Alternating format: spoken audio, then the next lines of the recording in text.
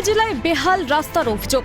বারবার প্রশাসনের দ্বারস্থ প্রত্যন্ত গ্রামের মানুষরা, কিন্তু তারপরেও সুরাহা মেলে না কোনোভাবেই। সমস্যাই রয়ে যায়। অভিযোগ, প্রায় 6 মাস পেরিয়েছে, রাস্তা সংস্কারের জন্য বালি জমায়েত করা হয়েছে, কিন্তু রাস্তা সংস্কার হয়নি। দুর্ঘটনা ঘটেই চলেছে প্রতিনিয়ত। হুঁশ ফিরছে না প্রশাসনের। অবিলম্বে রাস্তা সারাইয়ের দাবিতে পথ অবরোধ হাবড়ার অশোকনগর পুরসভার 1 নম্বর ওয়ার্ডের বাসিন্দাদের। অবরোধের জেরে যানজটের সৃষ্টি হয়েছে। আজকে 6-7 মাস ধরে এই রাস্তা খুঁড়ে বালি কতগুলো রেখে দিয়ে ওরা চলে গেছে। আমরা বলছি আমাদের ডেটের পর ডেট দিচ্ছে, করছে না। এই সব কারণে এটা এখানে স্টোর বানিয়েছে। আমরা ধুলোর জন্য রাস্তার পাশে টিকতে পারছি না, বাচ্চা কাচ্চা নিয়ে। বর্ষা হলে কাদা হচ্ছে, আর প্রত্যেকদিন রাত্রেবেলা কেউ না কেউ বালি ঢিবির উপরে উঠে যাচ্ছে, অ্যাক্সিডেন্ট হচ্ছে। আমরা জলের বালতি নিয়ে দৌড়াচ্ছি রাত ভরে। ডিসেম্বর মাসে রাস্তাটা এখানে সবার ফার্স্ট এখান থেকে কাজ চালু হয়। এখান থেকে রাস্তাটার কাজ চলে আজকে মে মাস, আজকে প্রায় 5-6 মাস ধরে রাস্তাটা এইভাবে পড়ে আছে।